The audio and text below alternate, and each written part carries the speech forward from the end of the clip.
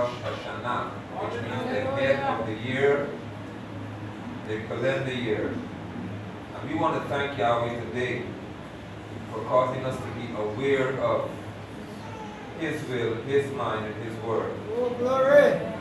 We are not ignorant concerning it. Amen. Our year does not begin on the 1st of January.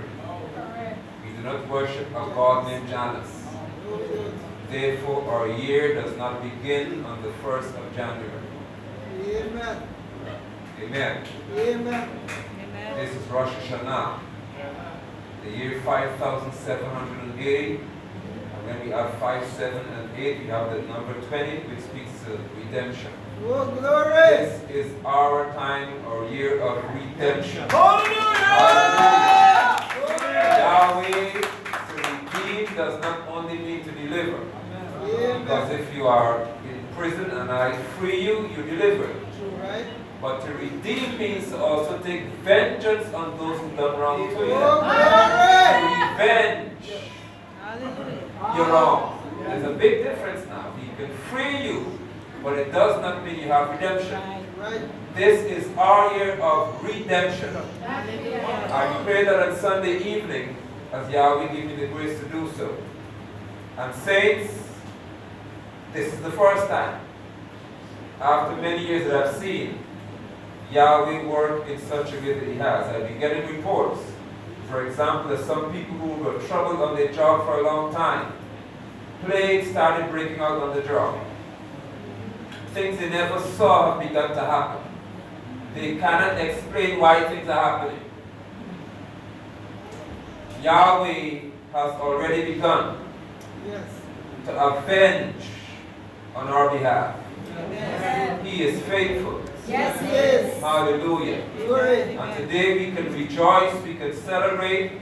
If you didn't get to do it last week, you're free to wish each other what is called Shana Tova, which is a blessed new year. Not a happy one. That's even the happiness. Shana Tova speaks to what is blessed. And say if you didn't do it last week, you wait for midnight and hug one another the holiest night. I don't do that kind of stuff. This is Shana Tova, which is a blessed year to you. You are blessed because Yahweh in this year shall empower you to prosper. I'm talking about the tongue. You are empowered to thrive in the place where they expect you to fail. Yahweh is faithful. Yes, He is. Hallelujah. He shall fight for us. Yes. I said that He shall fight for us. This is the year to fold your hand and watch. Because He's going to fight. Amen. Amen. Amen. Yahweh shall defend your cause. Yes, Just remain innocent. Don't try to do anything on your own. Amen. Yahweh shall fight for us. Amen. I am convinced of His power. Amen. Because I've seen it long enough to know who He is. Amen. Amen. Yahweh shall fight for us. Those of you missed on this broadcast, I'm just giving a recap before we go to Exodus 12. Because we're continuing to teach. I didn't know why for the past few weeks Yahweh had me teaching on the hour of deliverance. Then it brought it to my remembrance of Rosh Hashanah was last Sunday. So He was preparing us to understand what His deliverance is all about. But not just deliverance, also redemption. Yes. Amen. Amen. This is when Yahweh said, some of you need to remember now, 5 represents what? Grace. Good. And in this time of grace, He said, He shall give you, and this is not for you because some of you can handle it. He will give you the grace to watch your enemies suffer, and you shall not have pity on them. Amen. Amen. Because they're His enemies, not yours. Amen. Some of you have wept for Yahweh's enemies. I have a This year, you shall understand who are His enemies. And your eyes shall behold what David said. David said, you shall see the reward of the wicked. There's a reward for wicked people. You don't like wicked people. Right. I have never wept for a wicked person. I shall never do it. Ever since I became an apostle of the Lord Yeshua, I don't attend wicked people's funeral. If it's your brother and he's wicked, I'm not coming. Beautiful. And if you tell me you repent it, we have a chance. But I don't do it with people. I don't grieve for wicked people. Amen. Why do you do it, Apostle? Because you must read the book. True. Aaron, the high priest, had a son. Two of them who did wrong. Yahweh said, do not burn this. And they did it. Yahweh said, yeah, he struck them and killed them instantly. He done with that, he told Aaron. And Eliezer, his son, he said, you don't grieve. Or I'll kill you. Can you imagine if Yahweh kills your son and tell you, don't grieve, I'll kill you? God is not, My Lord. Why? Because if you grieve over Yahweh's justice, you are against Yahweh's ways. Right, That's exactly. That's Said right. to Aaron, you're not grieving over him. Let him die because he disobeyed me. Right. He said, if you show any sign of grief, I'll kill you. That's a father. I love Yahweh. Because I don't have to understand his ways. I understand his authority. Amen. Amen. He shall fight for us, and he will give us grace to watch the reward of the wicked. 7 speaks of perfection, as you know it, completion, if you'd like to talk about that, but it also speaks of fathers. Nature in itself being exposed to your life. I said to the saints that you shall see in me, who is a father to you if I am in the faith, the true nature of a father, which is to guide you and raise you the things of Yahweh.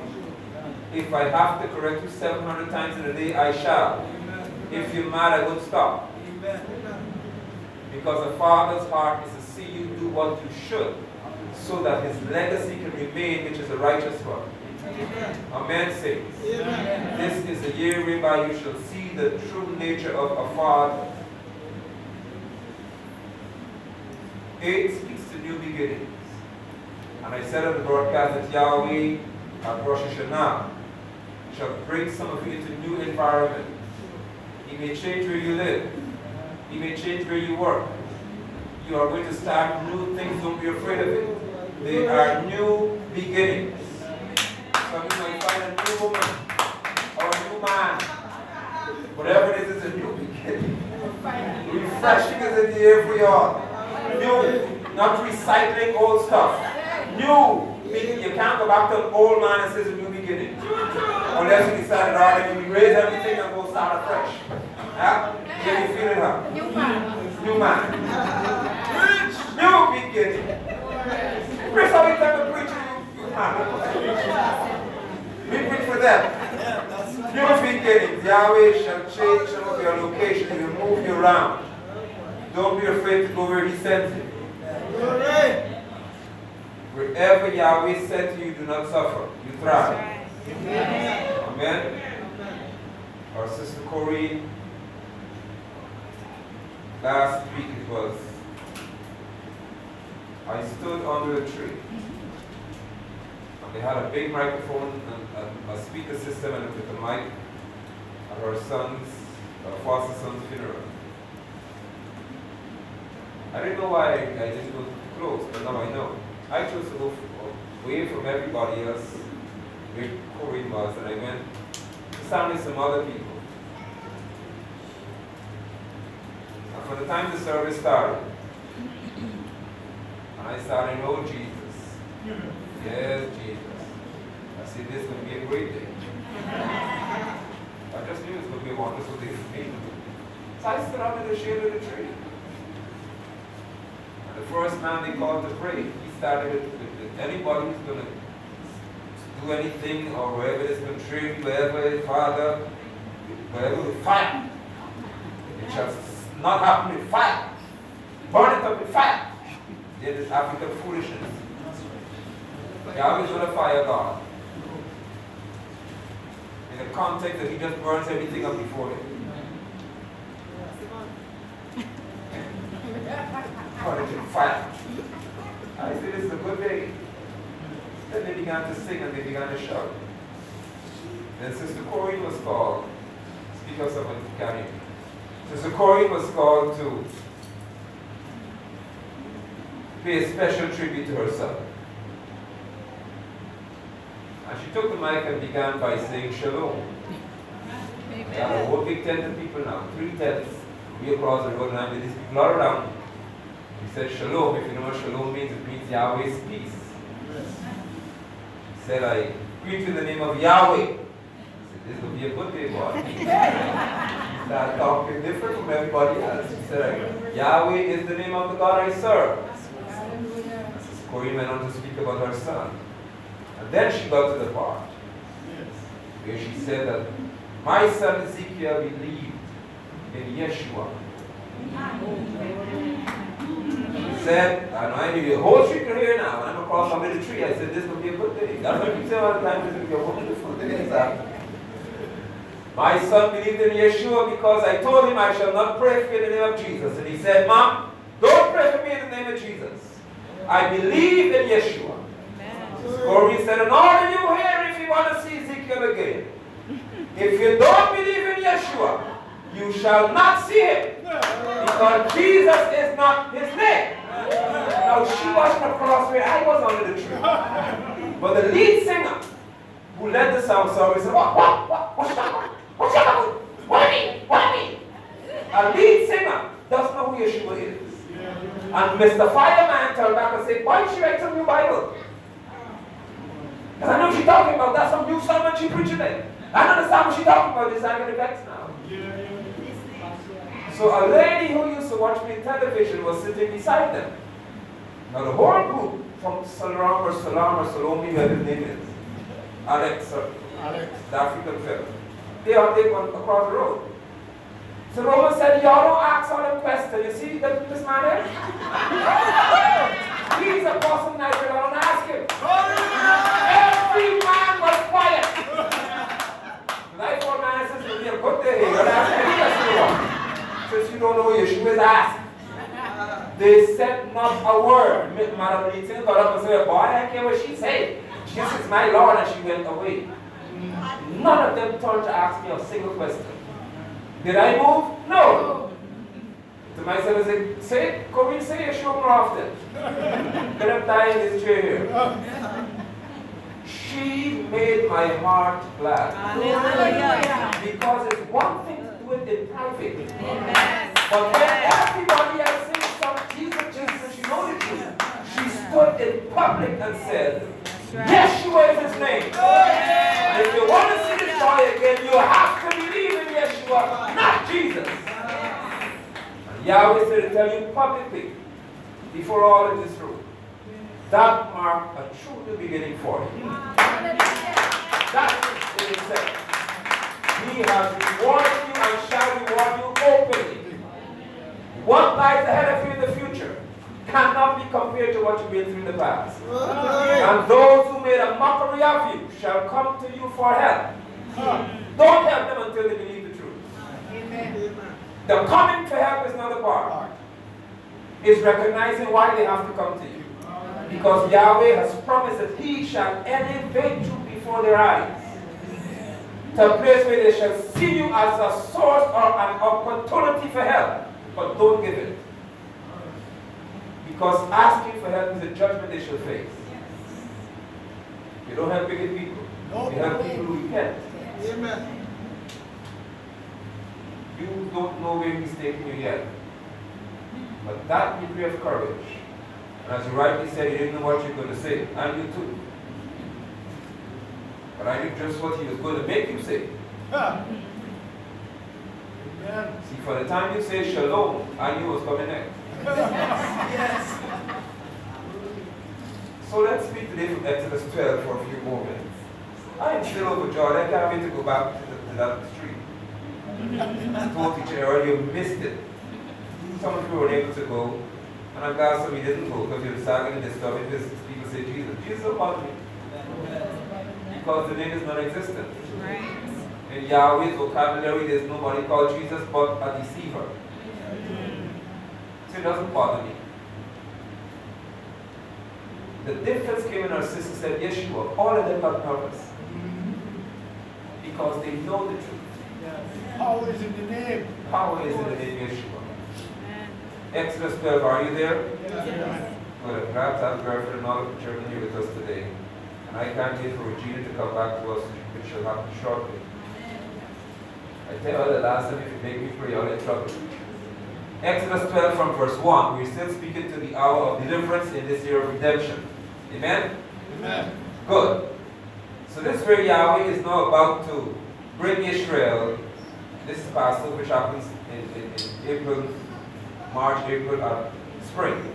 But the principle I'm teaching you today, Yahweh is about, or was about to bring Israel out of Egypt. He's preparing them to get them out from oppression. Watch this. Exodus 12 verse 1. Yahweh spoke to Moshe and Aaron in the land of Egypt and said, you ready? You are to begin your calendar with this month. It will be the first month of the year for you. Good. Now, right there. The hour of deliverance. Yahweh is ready to free them. And before he lets one person go free, he changes time. He changes their respect for Egypt's calendar. He changed their view of Egypt's system. He said this right here, this shall be the beginning of the month or the year for you, not for Egypt. Why did he do that? Saints, as usual in this period where Yahweh has been speaking, this period of time, on his power to redeem and his deliverance, I tell you again, you have to have the true sense of what deliverance means. There are many people who dance around and say they were delivered in an erroneous name called Jesus. It actually cannot happen. You cannot be free by error. No. You shall know the truth, and the truth shall set you free. Jesus is not the truth, so he cannot free you. That's right, man. If you're still uncomfortable about that, it means you're still bound. Yeah. You can have a sense of freedom and still be bound. True. Amen. That's true. You can have a change of circumstances and still be bound. Because it is the truth that frees you. Yeah, right. Not how you feel. You shall know the truth. So why did Yahweh make this new system ready for Israel to follow?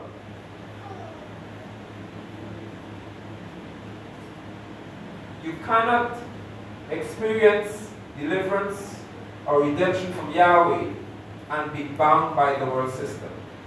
Amen. It shall never happen. What do I mean? The churches around Guyana, in the US, in the Bahamas, in Jamaica, in Haiti, in New Zealand, wherever they are in the world, are bound by the world system. Yes, they are. I dwell on this for a minute. Because Yahweh, on record, in the middle of Egypt, told them, do not follow Egypt's calendar from this moment. Change it now. What makes a calendar so important? Why would a calendar be so important to Yahweh? Why didn't tell him, well, you're leaving, but keep all the months of Egypt in your mind? We are in the month of October, according to Pope Gregory the 13th. People in the churches are beginning to plan for Christmas from now. And those who hold deliverance service, like, I don't remember these African people name, man. The one with the 30-foot Christmas tree. What's there? Joel. Who? A boy? What boy? You. You hold deliverance service every week.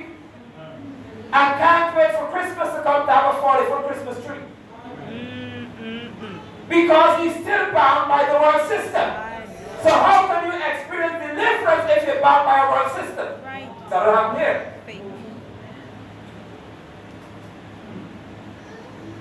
You're waiting for Christmas. Who established it? Pope. So the false deliverance says that we have new life in an old calendar system, bound by the traditions of man, bound by the world system, governed by the world system, and they tell you all around the world, people are celebrating the birth of Jesus. Ah, exactly. Because all around the world, people are bound by the same deception. But the saints who are true understand that if you are a friend of the world, you are an enemy of Yahweh. Yes. Indeed. But of course, you don't understand Christmas is a time for family. What family? What family? Which scripture says Christmas is a time for family? Listen to all the quiet. They have a celebration at Christmas, don't they? Yes. Y'all used to do it, I used to do it too. Yes. Yeah, you go all the food you can, right, good. Yes. You plan, you go to Bounty Farm and get the most chicken you can find. If you're in the US, you get the turkey, you get the ham. You save your money, you throw a box just for Christmas. And you want your box hand in December. So you can just blase. Good. Perfect. Wonderful, I'm talking to you then. The old you. Because you understand what I'm saying to you now. What was the problem? You had all the celebrations, you know why?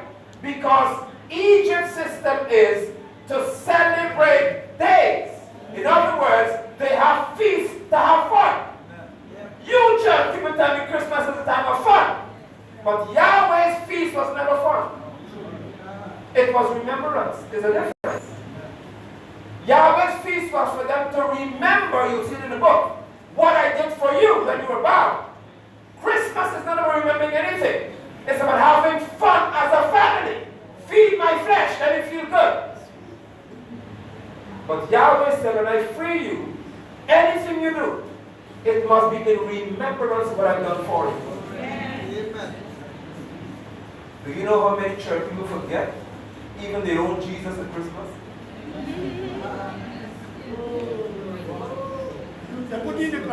Do you know many of y'all in this room, when you go to the staff party, forget that your Messiah lived? Marianne is up, you forgot something else. Oh. Thank you, sir. Thank you, ma'am. That's a truthful child. All she think about was food, gifts, fun. And they used to always hope, may it snow on Christmas Day. So you could go outside and make snow angel. All that. People forget. People tell you straight up, man, relax. It's Christmas. Just take a tops. You use a tops. It took a small drink, a sip of liquor. And once you take the tops, you have to wake up by Boxing Day. Because you've gone clear. You empty the bottle because you went right back. Yeah. One for the road. One for Brady who there. You go back, you gone hardcore. When Yahweh frees you, he said, change the system by which you function. If you are unprepared to follow Yahweh's system, you are bound. Amen. And Yahweh's system says, come out from among them. Glory, hallelujah. And be separate which is holy. Don't touch what is unclean. That's Yahweh's system. Amen. The world system says, and the church in the world says, let us all come together. So the church and the world gets together to celebrate what the world hates. This shall be the beginning of months for you. Then comes All Year's Night. Another system in Father time is honored. At All Year's Night, that's where they say that the souls of the old people will perish. And the newborn babies will be the ones who are free to be sacrificed unto the time, the Father of time. You think church will kill it? They have no concern. That's why they sing the song about old Einstein with Fulfillment. Right, the old acquaintance be forgot. Good. It's a song in honor of Father Time. That's why they talk about then about Father Time as well. In the old days, you used to have a Father Time. Right, tonight, you wait for midnight because Father Time, you're transitioning from an old age to a new one. No, you are transitioning in honor of a God. And 100% of you preachers who watch me is secret. You stand on the pulpit at all years night and give reports of the year that went by. Yes. Because according to Father Time, and Janus, the God that is worshipped, you have to look back in the past to look ahead in the future. So at all years night, the two-faced God comes alive in the church. Janus is his name. Where you look back at the year you had, and then you project to the year in the future. Yes, brother. The celebrated A12 I did, and that A12 why did. There you go. Not a holy day.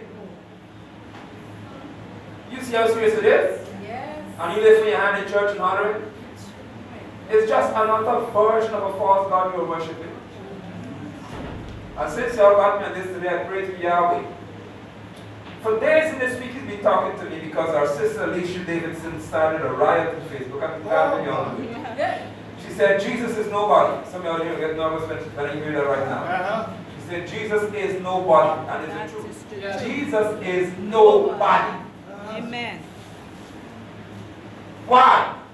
Because if Yahweh never had a son in Jesus, who is Jesus? That's right. Nobody to me. So some old Assemblies of God folk decided to jump out of the grave. No. And I had no issue dealing with them publicly. Some of them were very dear to me. But I don't have friends, I don't have wife, I don't have father when it comes to the truth. I tell you that before. When it comes to the truth, I don't have a family. My family are those who do the will of my Father.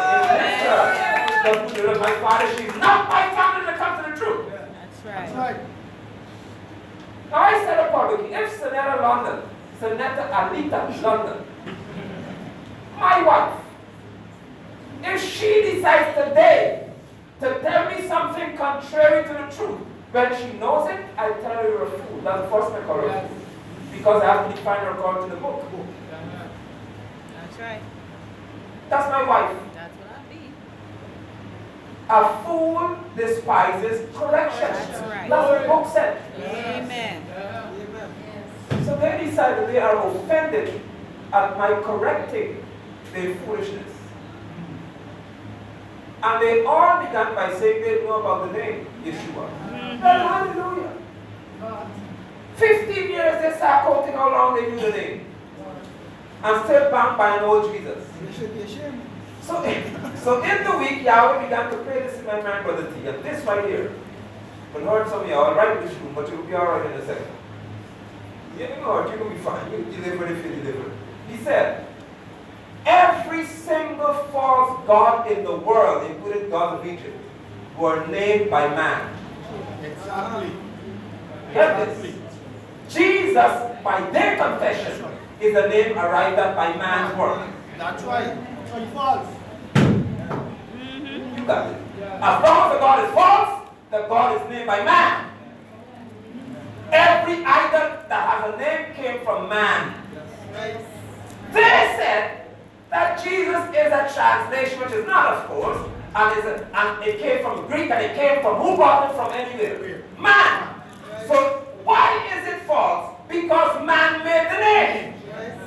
So Yahweh then said, what is the problem with these people? They are worshipping an idol. Yes.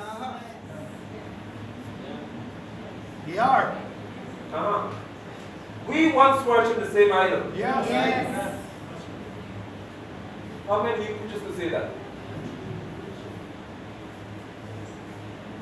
You want the next part? Go to my the other part. Jesus is an idol that is able, based on the spirit of the anti-Messiah, to do miracles to deceive the world. Yes. Put that in your pipe and smoke it slow. Don't pull hard. Your throat. I repeat, Jesus is an idol that is able to do miracles based on the power of the anti-Messiah. Right. Because it's a spirit given to deceive. Yes. There were 19 soccer players, football players trapped in a cave in the Philippines. And they were trapped for weeks with their coach. And the believers that the flooding in the caves, they would die. Because nobody could survive that long.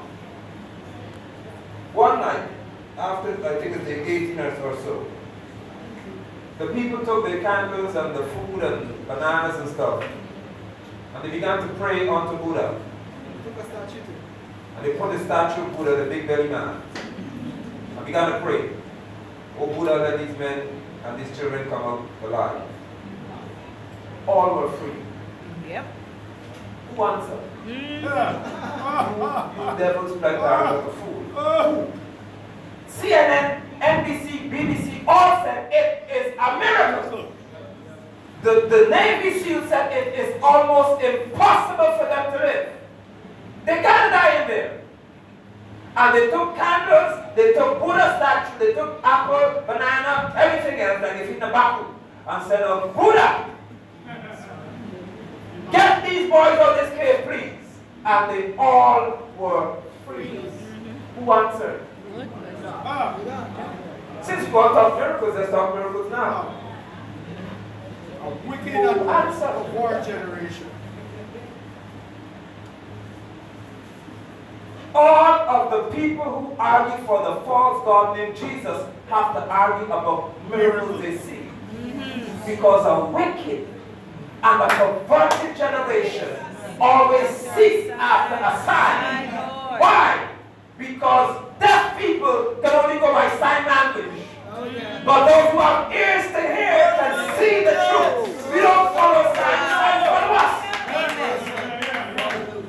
Wow. In the hour of deliverance, Jesus is non-negotiable. Amen. It's a worldly system. All right. It's a name attached to an ungodly system. The world celebrates it. So while these jokers were rocking the boat and carrying on, girlfriend saw all they said. Because they were mad and they were requesting that they want me to speak differently. Yeah, man. They can't argue what I say. They cannot deny what I said. So the only issue is I must say it better.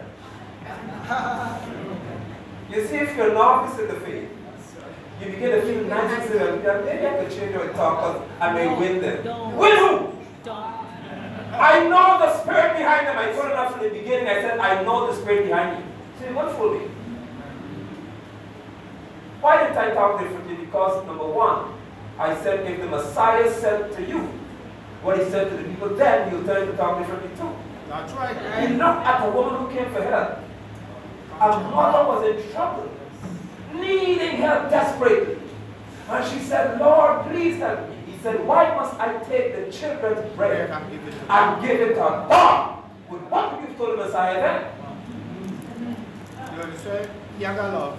You have no love, yes. Because one of them began to quote her scripture, because they didn't find it in any Bible, that there's souls out there crying, and there's souls who are dying in the world, they're crying for help. Where are they? The wicked are lost. Wicked people don't cry for help, only sheep cry for help. Wicked people love to sin. Sheep are the only ones when they're lost, they cry for hope. You're the bleating of your voice. Oh! So I said, show me the Bible where you see the world crying for help. I never saw the scripture. She can't find it. Shaul told Timothy, his young son, he said, Timothy, in the last days, watch for these wicked people. They will have itching ears. It means they like their nice things. When she said, you must teach better, I said, good. I knew just be going with this. But why am I talking about this today in reference to this matter of changing a whole concept of a system? Because you could sit in this room and you could feel that Jesus is not as bad as it seems. Because after all, they're nice people who say it. Like your mother, your brother. Oh, you're going there, brother T. Yes. My mother raised me for all these years. My father has been the best father I ever had. And I have to always remember the good things that my father did for me. So when we have the discussion about Jesus and Yeshua, I have to remember what Daddy did for me in the flesh. I must forget what Yahweh said to me. And remember what an earthling did for me. My father, Emerald London, has been, or is, the best man on the planet. It's my part, I could say. I've never met another human being as loving, as honest, as straightforward as my father. I love him. Because if your eye black, he tell you your eyes are black. And he doesn't hate you for it, he tell you the truth. He's the most forgiving person I know. But that man, my father, I told him, and he told me the same thing. If you decide, sir, to like David Wayne, the one who was reprogrammed, Duncan. If you get reprogrammed, and you come telling me that you just discovered that Jesus is true, you are my biological father. That is all you have to do with me after the day. But that's my best male friend in the world. Did you all hear me? Yes. You all saw him here, right? Yes. I love him bad. But the day my father ever risked that, I will never deal with him again as a son to father. Never. And if he dies before me, say, Jesus, I'm going to his funeral either. Oh, no. I don't mourn for wicked people. I don't tell you that. I don't Yeah. say that because I know who killed him. That's right. If my wife decides that she's reprogrammed and she shall talk about Jesus because Jesus will be good to me and she dies, then will bury her because I'm going. That's right. And if I die because I'm reprogrammed, don't come to my funeral. Don't grieve because I would have been wicked. Are we not the day of redemption? Yes. And I don't tell you I'll talk to the Father, to the Spirit, to the faith, that's from Daddy talk to children. Because you have to understand something today. Your salvation and the truth should mean more to you than any relationship on the planet. Now if I could lead by this example, why can't you follow it? That's right. And my Father knows my heart. And I know his. The day I tell him, Daddy, I was reprogrammed. I got a vision that Jesus is true, my Father done with me. Finished. He and I are that serious about the truth. What wrong with you? It's only the truth that set you free. If I have to be divided from somebody, let it be of the truth. And the record must show that you refuse to obey the truth, and that is why I don't deal with you. People fight over cheese and chicken and yam and ham. I don't fight over food and get mad, oh, you promised me money. No. Let the division come because Yeshua said, when I shop in your life, I did not come to bring peace. I came to bring a sword. I came to set mother against daughter, father against son. That is the book, man. Brother against sister. Did you not say that? Find Matthew 10, then that's what he said in Matthew 10. Let me get the balance. He said, and if you cannot refuse to follow your mother because of me, you're not worthy of me. If I ever feared a statement, it was that one. Because people in church don't understand what you're not worthy of me means. When Messiah tells you, if you want to hook up with your mother more than you want to hook up with me, you're not worthy of me, you know what it means? You are lost. That's right. You don't have eternal life. That's right. You are unworthy of Yeshua. What does Yeshua mean? Salvation. Salvation, perfect. You people are so smart. Great. So if salvation tells you you are not worthy of it or him, what are you? Lost. Me? You feel any father or mother could do that to me? No. Thank you, Brother Prince. Only you go on today, the rest of them get bad feelings, upset stomach, diarrhea. Go to the bathroom and right down the road here. Y'all don't play with this? This is your year of redemption. This is where Yahweh is going to fight for you. You have to be so cautious to pay attention to everything that he said.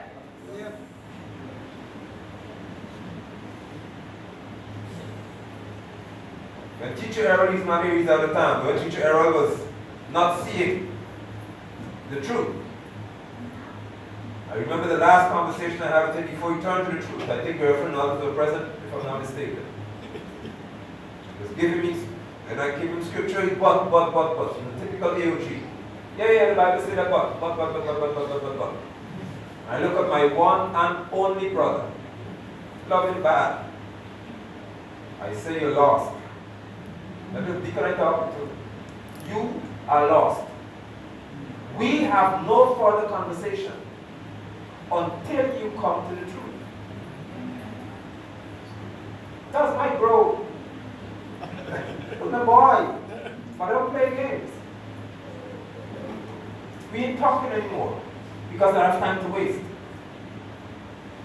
When or if Yahweh opens your eyes, we could talk. That's my brother. And I was prepared to be finished with him. Yes. He did not do what some of your relatives are doing to you. Because if my brother makes a mockery of my God and laugh at you, they show foolishness, hey, talk. Sandy will have to shop in the house probably. Or Merriman, because I do not play with my Messiah's name. If you, I don't play with Yahweh, my father's. No. You may serve some as it goes, this is a God. But Yahweh is too good to me. Yahweh has been too great and too powerful, too mighty in my life. For somebody in my house, come in my house and make a mockery of my God. I will kick you out. In the middle of the night, go outside. How I can get home, I don't care. You're sleeping in my house if you disrespect my God. If you eat my food, I tell you, vomit it, bring it back up. Leave my food in the sink or the yard. You need to leave my chicken in your belly. Take it out. Not word. You are unworthy of anything where I'm concerned. Disrespecting my father. People have to know in the year of redemption that you're not going to be bound by a system called friendship. Is that serious? Because you have to remember now, this is where Yahweh says, I'm going to fight for you. Can you imagine if he's fighting for you, you play with his enemies? Hey.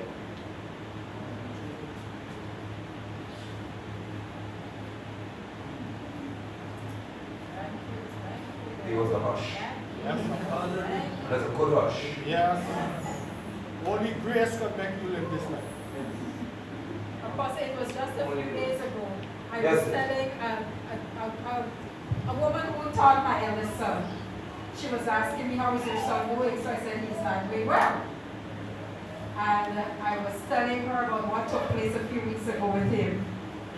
And she said, well, girl, I know what you're going to do. I said, you want to know what I can do? I know what I can do. Right. I said, I can't be telling the God, I praise you, I worship you, I honor and adore you. Right. You are the one true and living God. Right. You are the only wise God. I'm still traveling and about to Suriname to go and look for something. Say it publicly, man. Thank you so much. So I told her, I said, if it's God's will that my son be healed, that's it. If it's not his will, I will not go anywhere to look for anything to fix it. Hallelujah. Amen. Bless you, sis. Wow. It's that kind of year. Somebody handle the top of the back. Mother Patsy. It's that kind of year, y'all. He shall fight for us. Don't help him in the battle. Does he help? Yes, ma'am. Pastor, I have a problem, and that is with my son. Uh-huh. Up to this morning, somebody was saying, shall the mother tender care cease towards the child she gave? Uh-huh. Yes. And Yes.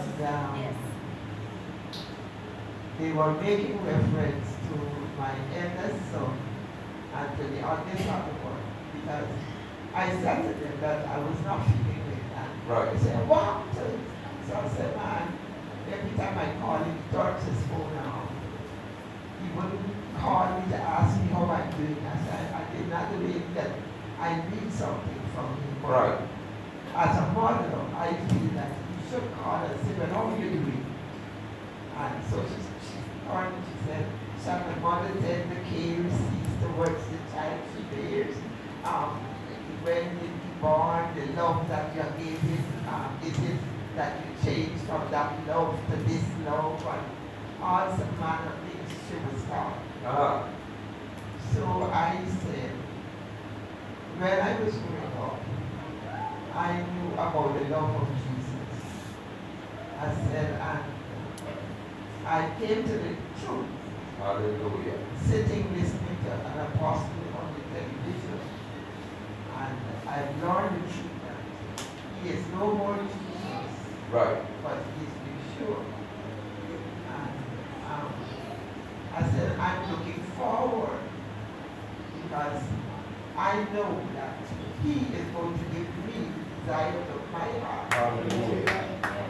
Saying that I am no more serving Jesus, but I'm serving Yeshua. And the tender care Yes. is what I'm getting now. Hallelujah.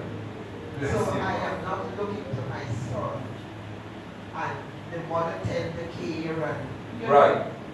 and that woman would not understand. She keep going on. She can't and understand. on and on. So I said, I'm going home. I love I'll it. see you when I get back. Right. Yes, you ma'am.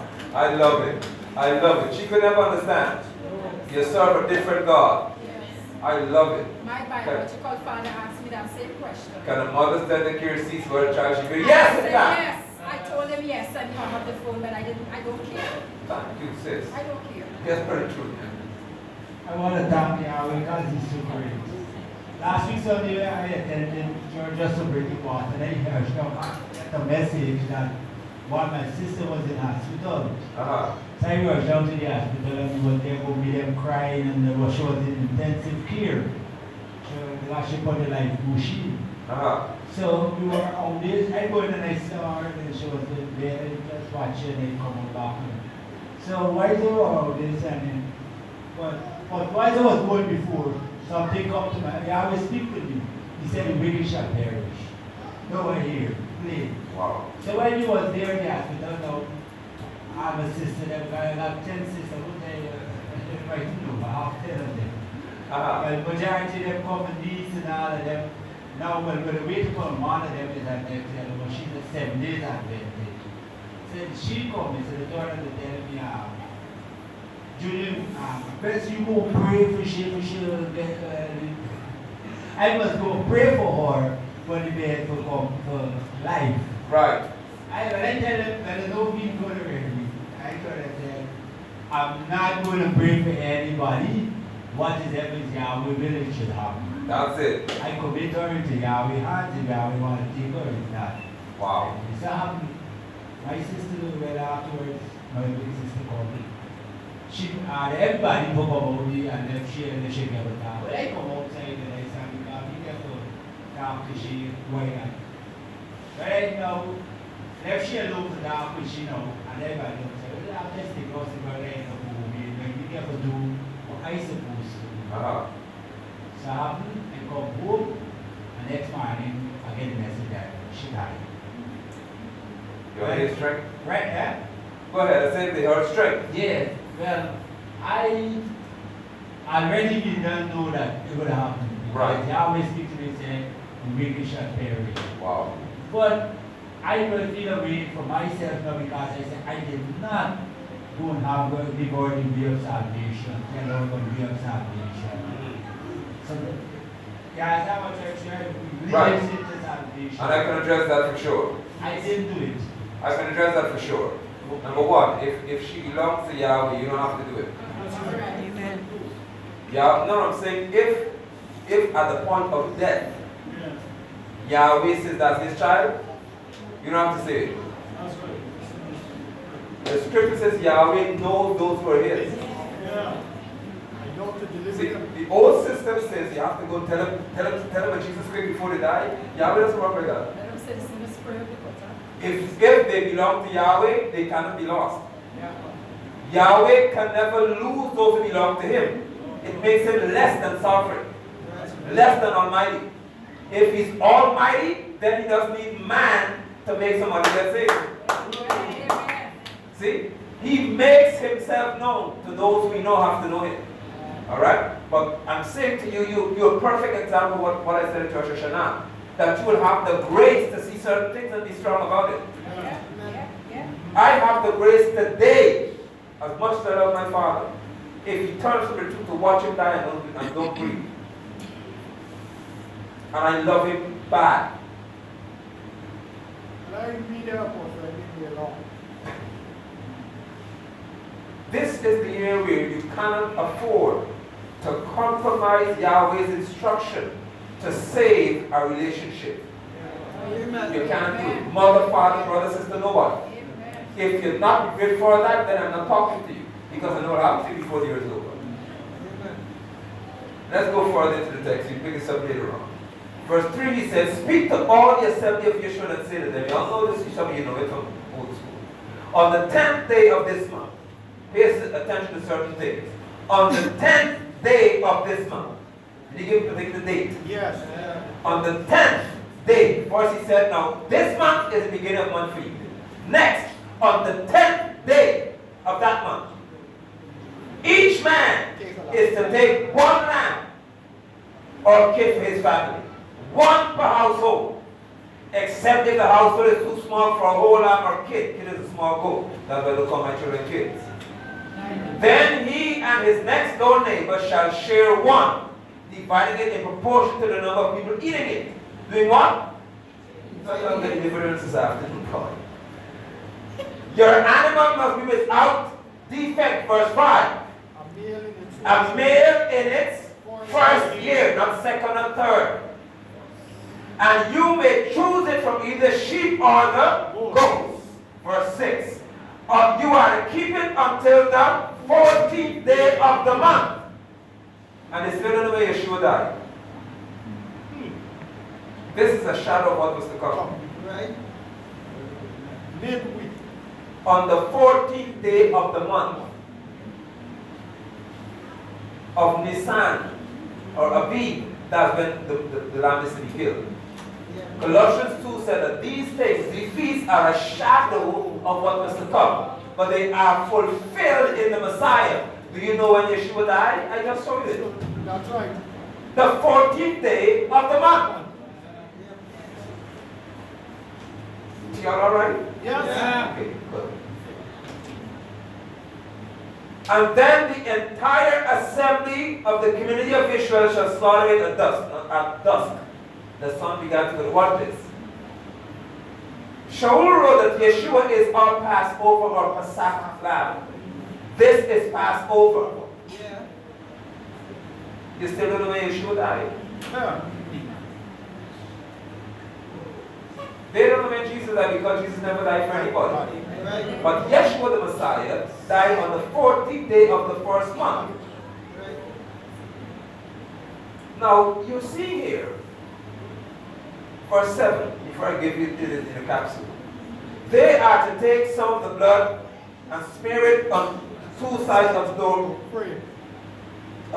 frame, at the entrance of the house in which they eat. Next week, Yahweh will be going to dive into this in deep detail. This is just introduction. The door frame of the house is where the blood of the lamb must be smeared. At the entrance of the house in which they eat. That night, they are to eat the meat roasted in fire. They are to eat it with matzah, which is unleavened bread, or maror. Now look at this carefully here, saints. Do you see instructions being given here? Yes. Yes. Do you see specifics given here? Yes. The 10th day of the month. The 14th. Keep it until the 14th. One lamb per household. One kid. This must be a year old, a year late. It don't be fair. No fault must be in it. A certain time of days when you kill it. Then you take some blood and smear it on two sides of the post at the entrance of the house. Eat the meat. Roast it in fire. Don't boil it. Now, I can close my Bible with this one. Hurry up. Alright. You all don't like to me this afternoon because you will stop the talk before you go. Tell me the truth. How many of you in this room ever took an offering? I just told my wallet. How many of you are in this room ever had an offering in your hand, don't lie to me. You're forgiven, but just tell me the truth. And you took the offering in your hand. Pastor, go and bring the basket for me, please, because I want you all to see this real. Tell me this. Don't lie to me in here. I can't lie. You can't lie. You have to let me an offering. Collect the offering from your offering. Collect the money from me. No, you got to hold money in your hand. All right, good. Put the basket right here. All right. You need two money, man. I need 2 money. How many are in this room on Facebook? Yahweh told Israel, get this lamb, and this lamb is called your Passover lamb. The lamb is the offering. Yes. How many are in this room? Because he said, what must I do with the lamb? Kill it. If you remember. Kill it and do what else? Roast it. And then do what? Eat it. Eat the lamb. Where? In your house. In the house. Good, good, perfect, okay. And you and your family in the house. You and your family are eating lamb. Don't lie to me. How many of you in this room ever went to an altar or a church, wherever it is, and the preacher told you to come and sow a seed for deliverance? Okay. So y'all could answer my question. After you sowed your seed for deliverance, where did the basket go? To the At pastor. the back of the room. You went to the back of the room? In the room. Come on, let me finish it. Facebook, y'all seen the basket? You seen the basket? You put your offering for your freedom in here. And then took it. Right to the back. To the back. Here's my question. What did you benefit from that? Who's supposed to use the offering? You. Don't understand your frightened in the book. The lamb that was given for deliverance, the kid that was killed for deliverance, was to be used by those who give it. Right. Oh, glory. You could never get delivered if you give the preacher money to use it. Amen. Because it violates what Yahweh said. Amen. My Watch God. how you start the whole story. Whoa! Wow. Whoa! Thank you, girlfriends. Watch my back. Because they're coming now. They get it mad. I tell a pastor money could never be seed. Thank you, sir. Seed is grow, but money is multiplied. Glory, hallelujah. Ah, glory. Well, my time is up. If you didn't benefit from it, it was never given as an offering for deliverance. Yes, brother man. Apostle, what the scripture said, you can't serve two masters at the same No, time. you can't. I just think they just change the name of Mammon to Jesus. Ooh. Because Jesus is all about money. Wow. That's what it is. And do you recognize, government said, even that's my white boy, listen to me. When you give your $50,000 and your $100,000 and your 10,000 USA, 5,000 USA, 1,000 US dollars for freedom, you are bound even more. Because you are violating a law to free you. Come on, come on. It gets worse. Because it's the old covenant now, they will tell you. Let's go to the new covenant. In the new covenant, says John Hannison, Messiah said these words now. Free you have received. Oh, glory. Receive what? Power. Now freely given. So Messiah's law was worse. In the old system, you could eat the kid and benefit. In Messiah's new system, he said, there must be no monetary exchange for the power I give you. Wow. Glory to Yahweh. So if a prophet or prophetess, apostle or apostoless, tell you that if you give a seed, you shall be free,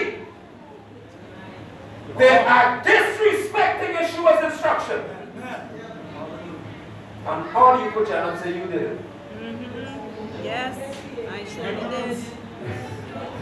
That's it, you didn't know exactly. We had no clue. It just felt good. And I had hope.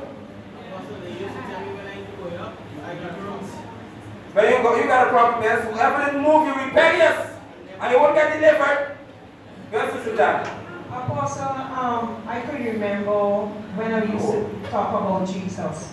I could remember the bishop he said that, oh, we have to get 100 US. This Thursday was Deliverance service, we got to get this 100 US by Sunday to sow. So I was sitting and I said, Father, me got it. So he picked me out and said, you just say you don't got money, you're going to always want. You'll never got nothing. And this is what he said, and he continued speaking more things into my life. And I did not even know that I was pregnant with my son. So he keep cursing me. It's not only him, was it he and the whole of his wife, Sister Desiree, everybody. All of them, the whole crew. The prophet, the prophetess, everybody cursed me terrible because I said, I know what to find. I know. How I find in 100 US by Sunday. You gotta call somebody and say, you see that? Some of you were so traumatized with fear that you say, I have to get this because this man sounds so good. But the man was so unsound. Yes, brother. Pastor, is it Proverbs that says when we give to those who have, we bring poverty in ourselves? Proverbs said, if you give to a rich man, you shall become poor, and he shall also become poor. Both of you are. If you take from the poor, you become poor. If you give to the rich, you shall become poor. That's written in the book.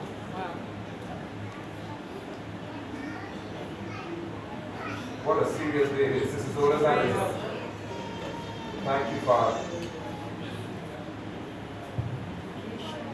Apostle, after several, the recurrent miscarriages I used to have, the transfer was going to, was All Year's Night as well. And they said, if you want to get pregnant, if you want to think whatever, you must get whatever. But I had a problem with it because I said, no man must get the glory. Right. Right? Even though I didn't know the right name. Right. So I deliberately stayed away from that foolishness. And I didn't even know I was pregnant. I mean, it must have been shortly after I became pregnant. Wow. And I decided, and right there, that's why I lost about 3 pregnancies. Right. I said, we really got to go again. Right. It doesn't matter, it's a different whatever. Right. And I decided not to. I said nothing, and I went on. And this pregnancy was Yeshua Mora. So I knew there was something wrong with this, which they got to think money, to think something, and I wasn't interested in that because it means I would have had to tribute this child to that foolishness. There you go. You can't. Saints. So there's a big debate around the world, church world, since Benny Hinn claimed that he repented of this $1,000 seed. That's what he repented. That's the value $1,000 seed. George Bloomer came out, the other one, Manasseh Jordan father, and many others said that they have to, the man who agreed to Benny Hinn must also give back the money, which is true. He said, Benny Hinn, if you repent, you must give people back $1,000. $1,000. Now, that is not a law. It was never an instruction where you had to do it. Zacchaeus, I think it was, Nicodemus, Zacchaeus. He said to Messiah, I will do this. Messiah told me I have to do it. So they try to make that a law. It's not a law. The man had a change of heart. Shaul had a change of heart and never gave anybody body back anything. The child didn't repay anything how many multiple times either, as far as I know. But they say that you must not come to God. See, they got scripture now. Empty-handed. What does that text mean? It was never a text about deliverance. It was a text about thanksgiving. When you come to do a feast unto Yahweh, you always told yourself to bring something to it. Not for deliverance. They were already delivered. I hope you get it. Yes. They were never doing it for deliverance. They were already delivered. The only thing you should ever give for deliverance was a lamb or a kid. Because it was a sign that Yahweh gave one thing for you to be free.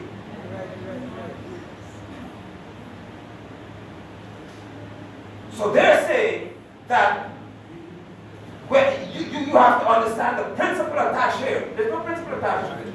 You don't give money for freedom. Messiah said, I give you power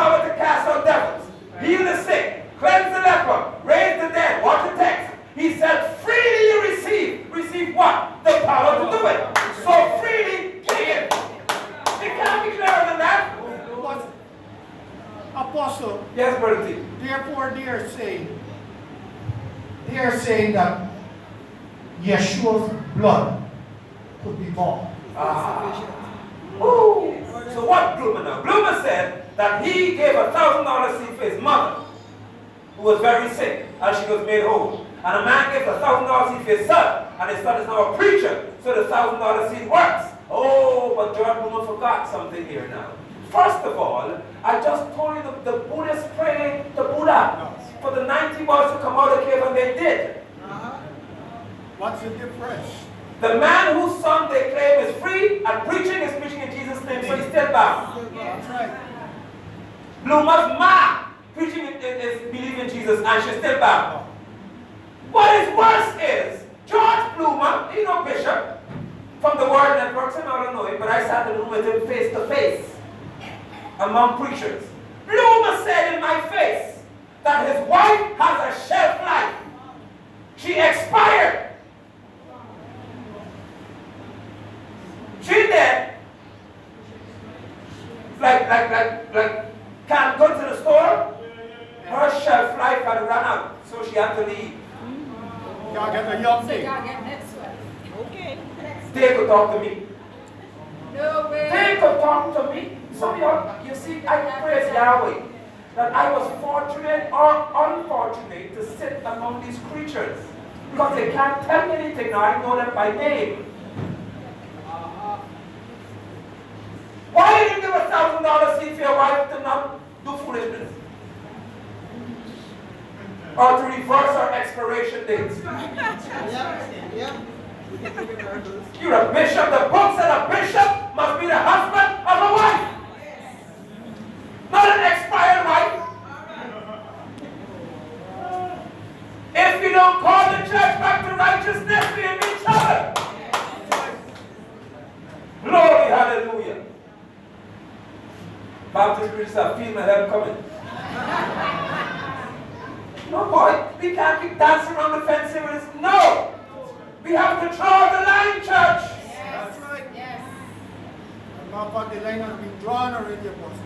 The line has been drawn. You either on Yahweh's side or you're lost. Your wife expired. Yes, man.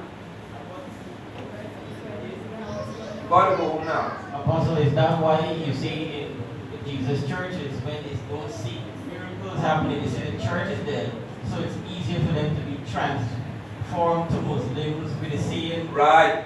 or Hindus? Yes. They chase miracles. All that there is in Jesus churches are just people who desire to see miracles or they just love money. And the Pentecostal, Baptist ones like to holler and run the street, as some of us did. I never liked doing it anyway.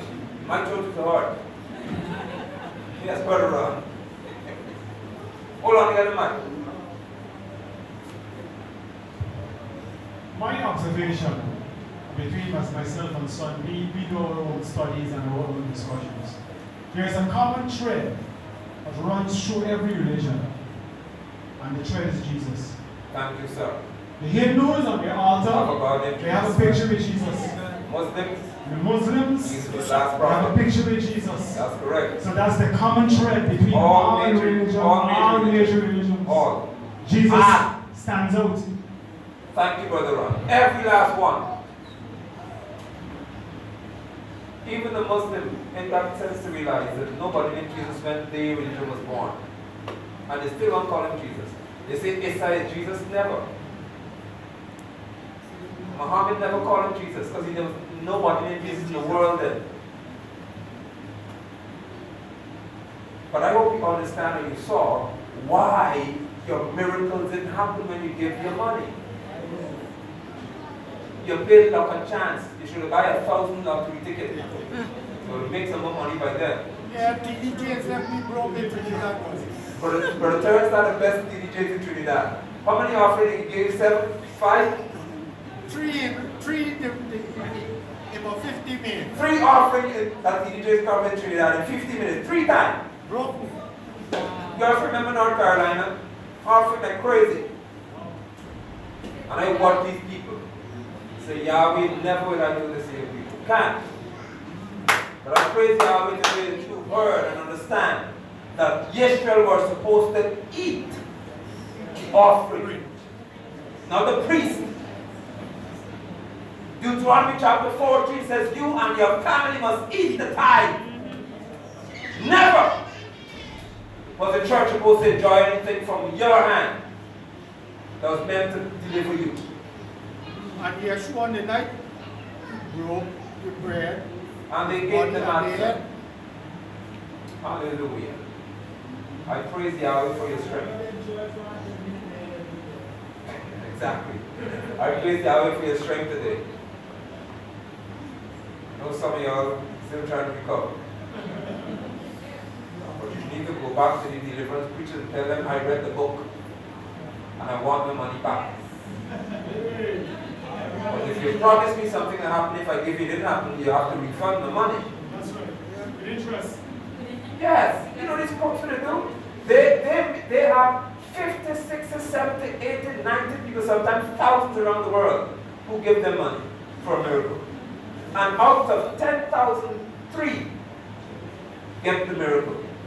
That's called a massive failure. Yes. But they bring the 3 to talk as if everybody benefited. It's deception. And I close with what the preacher Linden said, and the preacher of the coast as well.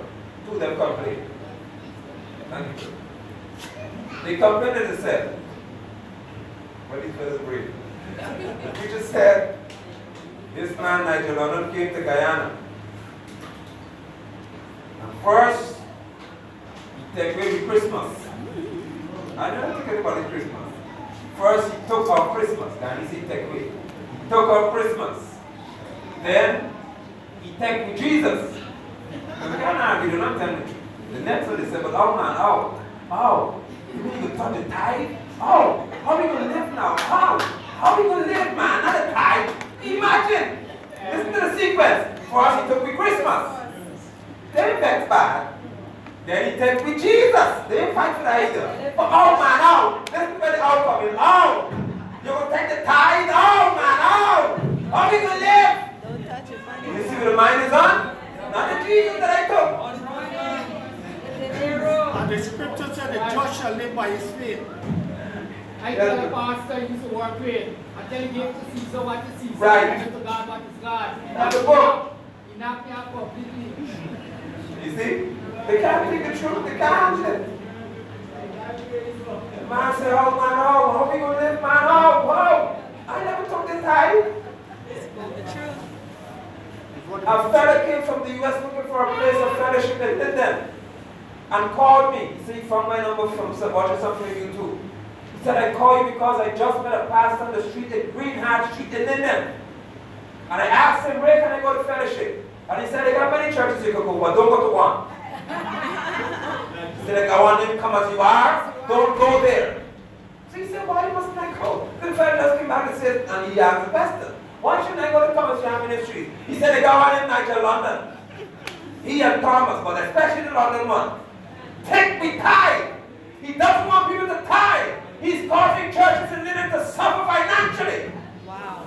Imagine, this is a stranger. He didn't talk about Jesus. He didn't talk about Christmas. He said, don't go to Commons Yard because Nigel London is causing churches to suffer financially. So I told the man, will you please read Deuteronomy 14, 21 to 25 and see where it lies. You know what the fellow said to me? He said, I didn't have to read it, sir. The minute he told me don't go to where you are because of money, I knew he's false.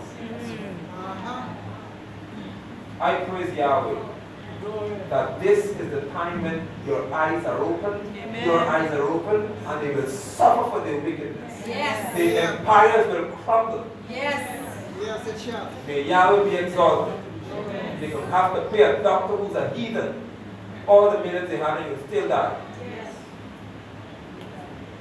I praise Yahweh for his goodness today. Bless you, faithful viewers as well. Shalom to all of you.